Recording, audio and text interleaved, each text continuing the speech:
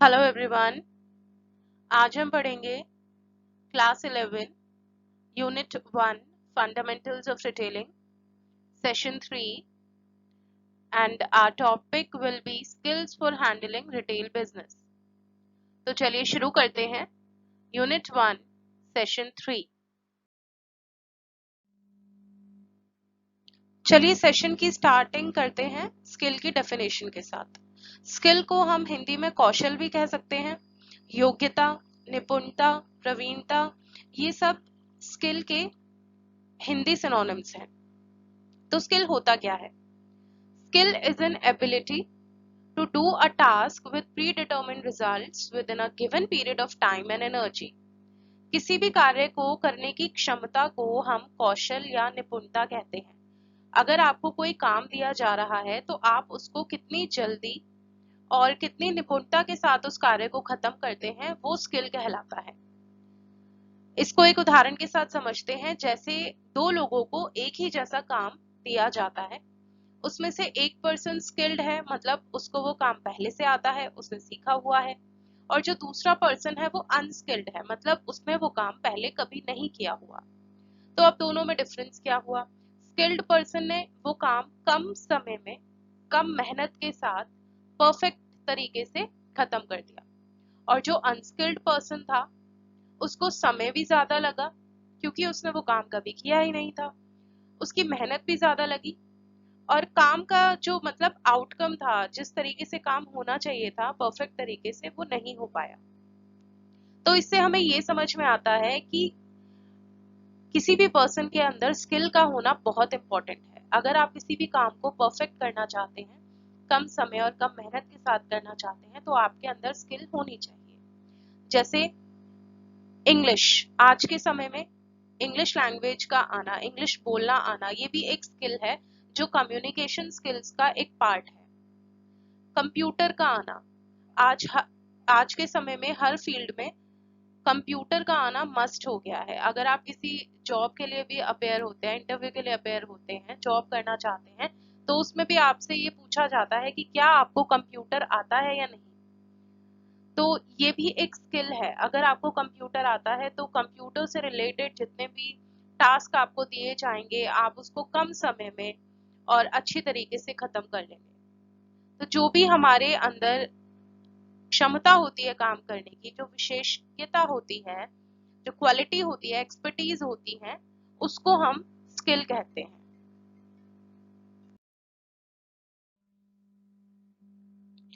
Next topic पर चलते हैं, एसेंशियल्स ऑफ स्किल डेवलपमेंट, यानी कौशल विकास की अनिवार्यता। कोई भी काम करने के लिए कौन कौन सी स्किल्स होनी चाहिए? तो सबसे पहले ये जानना जरूरी है कि जो स्किल्स होती हैं वो प्रोफेशन पे डिपेंड होती हैं, कि आपका प्रोफेशन किस चीज का है। सपोज प्रोफेशन किसी का कारपेंट्री है, वो कारपेंटर है वो पर्सन, तो उसके अंदर स्किल्स होनी चाहिए कि जैसे वुड को कट कैसे करना है, उसकी उसकी डिजाइनिंग कैसे करनी है, उसको पॉलिशिंग कैसे करना है, उसको एक पूरे स्ट्रक्चर के रूप में कैसे कन्वर्ट करना है, एक प्लेन पीस ऑफ वुड को कैसे वो एक सोफा या चेयर के शेप में उसको कन्वर्ट करेगा। तो ये स्किल्स हैं, ये कारपेंटर के अंदर ये स्किल्स होनी चाहिए, उसके अंदर ये कला होनी चाहिए। इसी तरीके से अगर आपका प्रोफेशन है कि आप बुटीक रन करते हैं, तो आपको फैब्रिक की कटिंग और स्टिचिंग ये सब आनी चाहिए, आपको फैब्रिक की नॉलेज होनी चाहिए, आपको लेटेस्ट डिजाइन के बारे में पता होना चाहिए। तो एक टेलर के अंदर ये वाली स्किल्स होनी चाहिए। तो जो भी आपका प्रोफेशन है उसके अकॉर्डिंगली आपकी स्किल्स जो है वो वेरी करती हैं। इसमें कुछ स्किल्स कॉमन होती हैं, जैसे कम्युनिकेशन स्किल्स। कम्युनिकेशन स्किल्स यानी बातचीत करने का तरीका, वो एक जनरल यानी बेसिक स्किल है जो हर प्रोफेशन में जिसकी जरूरत पड़ती है। ठीक है, तो अब हम इस चीज को कनेक्ट कर रहे हैं रिटेल से। बीइंग अ रिटेलर, आपके अंदर कौन कौन सी स्किल्स होनी चाहिए वो अब हम पढ़ने जा रहे हैं। तो number 1 is taking stock of the retail store. अगर आप रिटेलर हैं तो आपको अपने स्टोर में जितने भी प्रोडक्ट्स रखे हुए हैं, आपको उसको एसेस करने का यानी उसका आंकलन करने की जो स्किल है वो आपके अंदर होनी चाहिए। आपको हर दूसरे दिन या डेली बेसिस पर भी स्टॉक को चेक करना है, कौन सा स्टॉक रीऑर्डर करना है, ये जो चीजें हैं कि काम को मैनेज कैसे किया जाएगा कि कस्टमर्स को भी प्रॉब्लम ना हो और आपका भी बर्डन ना बढ़े। तो इस काम को मैनेज करने की ये स्किल जो होती है ये रिटेलर के अंदर होनी चाहिए।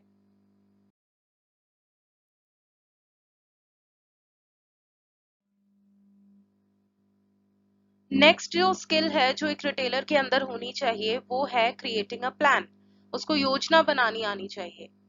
अब योजना बनाने से क्या होगा, फॉर एग्जाम्पल आप लोग सब स्टूडेंट्स हैं, जब आपके एग्जाम्स नियर बाय आ रहे होते हैं तो आप लोग क्या करते हैं, आप अपना एक प्लानर तैयार कर लेते हैं कि मंडे हमें इंग्लिश पढ़नी है, ट्यूसडे हिंदी पढ़नी है, वेंसडे कोई और सब्जेक्ट पढ़ना है। इसी तरीके से एक वीकली एक प्लानर बना लेते हैं। तो उससे क्या होता है, उससे जब एग्जाम बहुत क्लोजर होते हैं लाइक वन डे बिफोर, आपको ज्यादा मेहनत नहीं करनी पड़ती है, आपका माइंड एकदम फोकस्ड रहता है और कम टाइम में आप अच्छे रिजल्ट्स ला पाते हैं। क्योंकि आपने पहले से ही प्लानर तैयार करके रखा था। अब वही चीज अगर रिटेलर सपोज करेगा कि उसको कब स्टॉक काउंट करना है, उसको कब किसी को या तो खुद बाहर जाना है या अपने किसी एम्प्लॉय को बाहर भेजना है स्टॉक को कलेक्ट करने के लिए, वो एक पर्टिकुलर डे डिसाइड हो जाता है। वो चीजें पहले से ही अगर वो डिस्कस करके रख लेगा तो कोई प्रॉब्लम नहीं होगी उसको वाइल रिटेल ऑपरेशंस, मतलब चलते हुए काम के दौरान कुछ ऐसी उसको प्रॉब्लम फेस नहीं होगी और जो उसका गोल है, जो उसका टारगेट है, वो इजीली अचीव कर पाएगा अगर उसने पहले से ही प्लान करके रखा है। तो प्लानिंग जो है वो हर चीज के लिए बहुत इंपॉर्टेंट है, एक स्किल है। योजना बनाने की जो कला है, जो कौशल है, वो रिटेलर के अंदर होना चाहिए। Next skill is creating environment for development. विकास करने के लिए एक उचित पर्यावरण बनाना, ये भी एक स्किल होता है जो रिटेलर के अंदर होना चाहिए। अब वो कैसे, practice consistent and self directed learning. अब ये क्या होता है, कोशिश करनी चाहिए कि आप हर समय एक जैसा ही व्यवहार करें। फॉर एग्जाम्पल रिटेल स्टोर में अलग अलग तरीके के कस्टमर्स को फेस करना पड़ता है एक रिटेलर को। जरूरी नहीं है कि हमेशा जो कस्टमर आए वो बहुत इजी गोइंग हो। कई बार एंग्री कस्टमर्स भी आ जाते हैं, कुछ कंफ्यूज्ड कस्टमर्स भी आ जाते हैं जिनकी क्वेश्चनिंग बहुत ज्यादा होती है, क्वेरीज बहुत ज्यादा होती हैं और रिटेलर की ये ड्यूटी होती है कि उसको कस्टमर्स से पोलाइटनेस से ही बात करनी है, उसको हर क्वेरी का आंसर देना है। तो इसमें कुछ भी व्यवहार में कुछ चेंज नहीं आना चाहिए, रिटेलर के उसका जो बिहेवियर है वो एक जैसा ही रहना चाहिए। सेल्फ डायरेक्टेड लर्निंग, ये जो फ्रेज है इसका मतलब है कि इंसान जो है अपनी गलतियों से ही सीखता है और अपनी गलतियों से जब वो सीखने लगता है तो ऐसी उसकी हैबिट बन जाती है कि वो अपनी मिस्टेक्स को दोबारा ना दोहराए, इसकी वो कोशिश करने लगता है। तो इससे रिजल्ट ये आता है कि नेक्स्ट टाइम वो अपने डिसीजंस खुद लेने की कोशिश करता है, ना ही वो किसी पे डिपेंड होता है। क्योंकि जब वो अपनी मिस्टेक्स, अपनी वीकनेस को आइडेंटिफाई करता है तो नेक्स्ट टाइम वो उसको कम कर लेता है और कोशिश करता है कि वो मिस्टेक दोबारा ना हो। तो वो अपनी गलतियों से काफी कुछ सीख लेता है। तो ये भी एक स्किल है, self directed learning is also a skill. अब नेक्स्ट जो पॉइंट है इसी से कनेक्टेड है कि जो भी मिस्टेक्स आपको लगती हैं कि आज के दिन हमसे ये गलती हो गई, ये मिस्टेक हो गई, तो उसको नोट कर लीजिए। उसको नोट आप करेंगे तो क्या होगा कि जब सेम प्रॉब्लम आप कभी इन फ्यूचर दोबारा फेस करेंगे तो आपको वो फर्स्ट इंसिडेंट क्लिक होगा और ये रिकॉर्ड रहेगी ये प्रॉब्लम, जिससे वो दोबारा रिपीट नहीं होगी। Third is interact with pairs at a professional level. जो भी आपके साथ काम कर रहे हैं, जो आपके कलीग्स हैं जिनको आपसे ज्यादा एक्सपीरियंस्ड है, तो जिनको आपसे ज्यादा एक्सपीरियंस्ड है तो उनको नॉलेज भी आपसे ज्यादा होगी। तो ऐसे लोगों से हमें बातचीत करते रहना चाहिए, इससे हमें प्रोफेशनल नॉलेज का पता लगता है, बहुत सारी बातों का ऐसा ज्ञान मिलता है जो हमें पहले नहीं पता होती। तो एक्सपीरियंसेस जितना शेयर होते हैं उतना ही किसी भी प्रोफेशन में आपको नॉलेज भी आपकी बढ़ती रहती है। तो आपको अपने एक्सपीरियंसेस शेयर करने चाहिए उन लोगों के साथ जो सेम प्रोफेशन में है। Last is pay attention to health. ये सबसे इम्पोर्टेंट है कि आपको अपने स्वास्थ्य का ध्यान रखना चाहिए, क्योंकि अगर आपकी हेल्थ ही ठीक नहीं रहेगी तो आप अपने गोल पर, जो भी आपका टारगेट है, जो आपको अचीव करना है, आप उस पर फोकस्ड नहीं रह पाएंगे। इसलिए आपको अपने स्वास्थ्य का बिल्कुल अच्छे से ध्यान रखना है। समय पर अगर कस्टमर्स को अटेंड करना जरूरी है तो आपको एक ब्रेक भी जरूरी है, क्योंकि जो बॉडी होती है, ह्यूमन बॉडी होती है, वो टाइम टू टाइम कुछ खाने पीने के लिए मांगती है, रेस्ट मांगती है। तो you should take care of all these things also.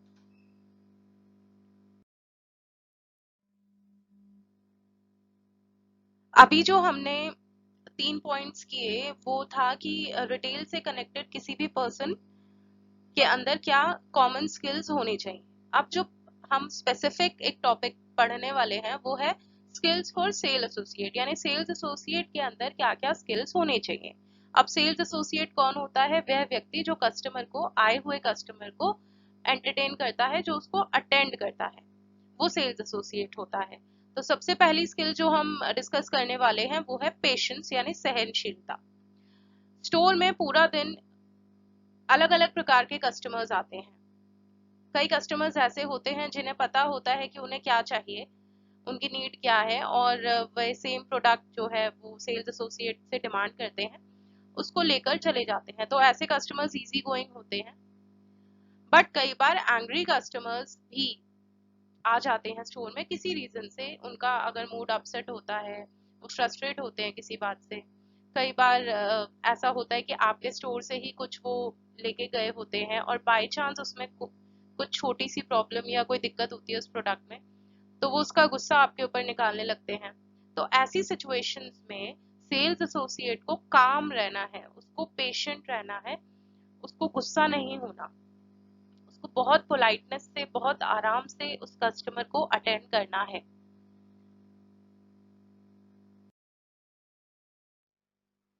Next point is attentiveness, यानी सावधानी बरतना। एक सेल्स एसोसिएट को अटेंटिव रहना चाहिए अगर कोई भी कस्टमर स्टोर में है तो। अगर कस्टमर कोई प्रोडक्ट ढूंढ रहा है जो उसको नहीं मिल रहा, तो सेल्स एसोसिएट को ध्यान देना चाहिए और कस्टमर की हेल्प करनी चाहिए। इसी टाइप से अगर कस्टमर प्रोडक्ट फाइनल कर चुका है तो सेल्स एसोसिएट को उसको बिलिंग सेक्शन तक अकम्पनी करना चाहिए, साथ में जाना चाहिए।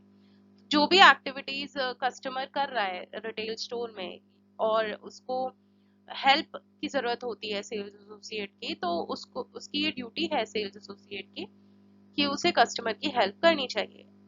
और वो तभी इस चीज में कामयाब होगा जब वो अटेंटिव होगा उस टाइम पे। अगर सेल्स एसोसिएट का ध्यान किसी और एक्टिविटी में है, जैसे सपोज फोन में लगा हुआ है वो अपने, या किसी से बात कर रहा है, तो ऐसे में कस्टमर जो होता है उसको ऐसी फीलिंग आती है कि उसको अटेंड नहीं किया जा रहा, उसको इग्नोर किया जा रहा है। तो इसमें चांसेस बढ़ जाते हैं कि वो कुछ परचेज करेगा या नहीं करेगा। बट अगर आप कस्टमर को वेल तरीके से अटेंड करेंगे, अच्छे तरीके से अटेंड करेंगे, तो it will definitely help in boosting up your sales. आपकी सेल्स को बढ़ाने में ये आपकी मदद करेगा। और ये क्वालिटी हर सेल्स एसोसिएट में होनी चाहिए कि वो कस्टमर को अकेला ना छोड़े, अपना ध्यान बिल्कुल उसी पर रहे, कस्टमर पर दे और अटेंटिव रहे ऑल द टाइम।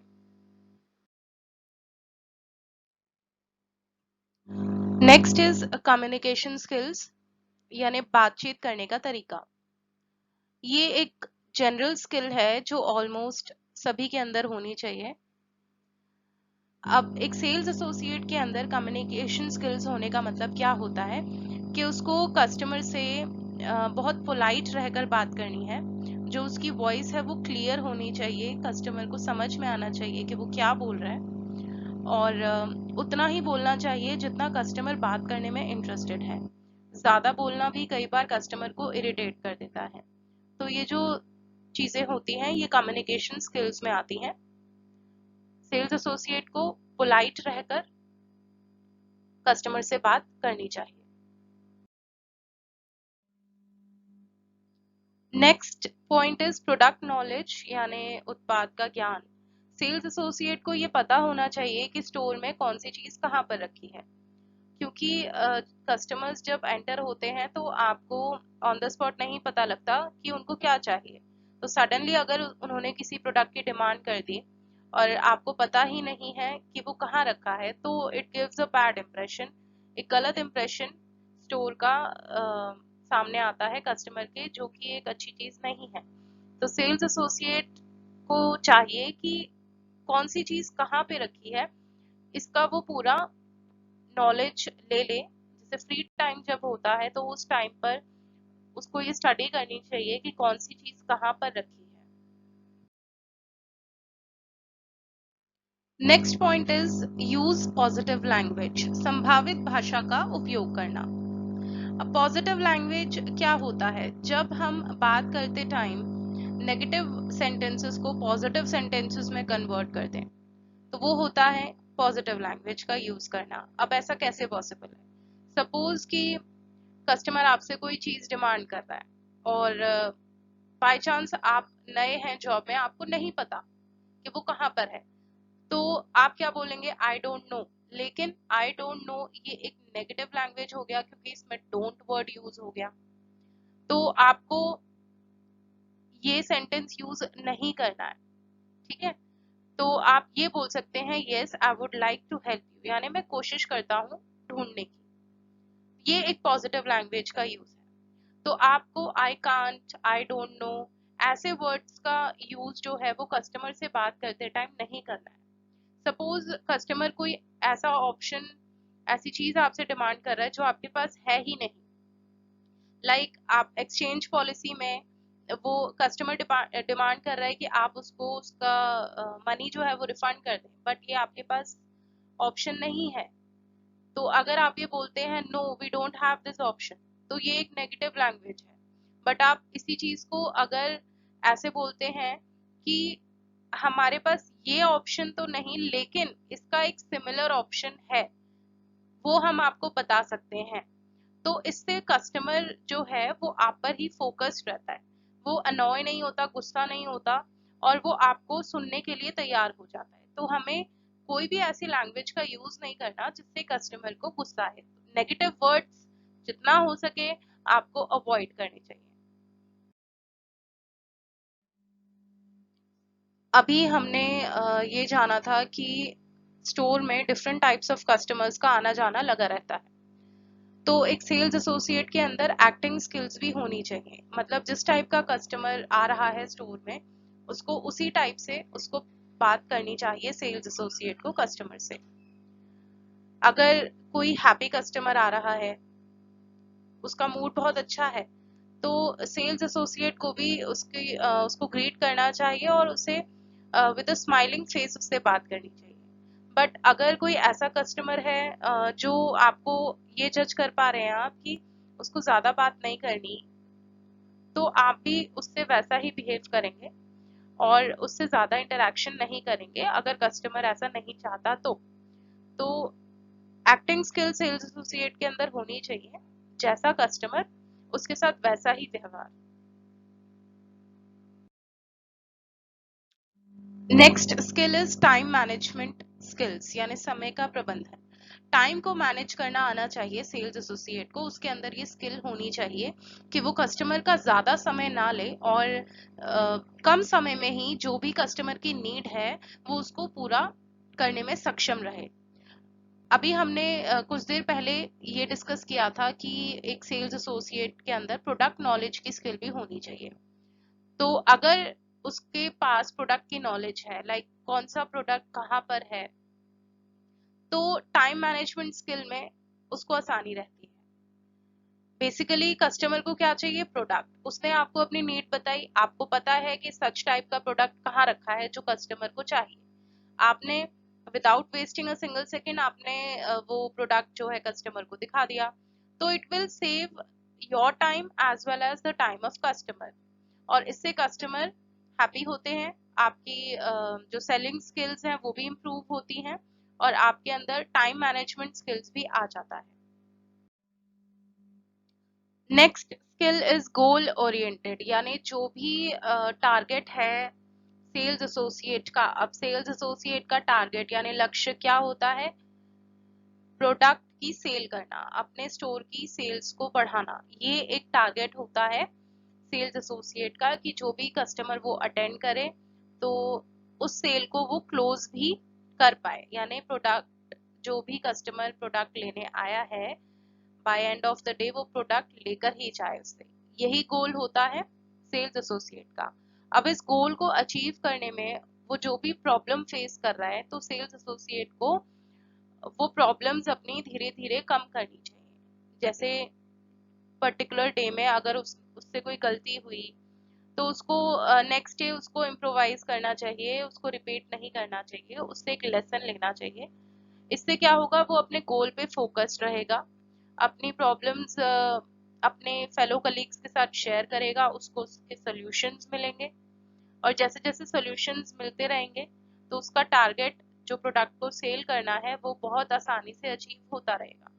अगर वो फोकस्ड नहीं है तो उसको काफी सारी दिक्कतें आ सकती हैं। इसलिए एक सेल्स एसोसिएट को गोल ओरिएंटेड होना चाहिए, ये स्किल उसके अंदर होनी चाहिए कि उसको प्रोडक्ट को सेल करना ही है। He should be positive in his mind that he has to achieve his goal by end of the day.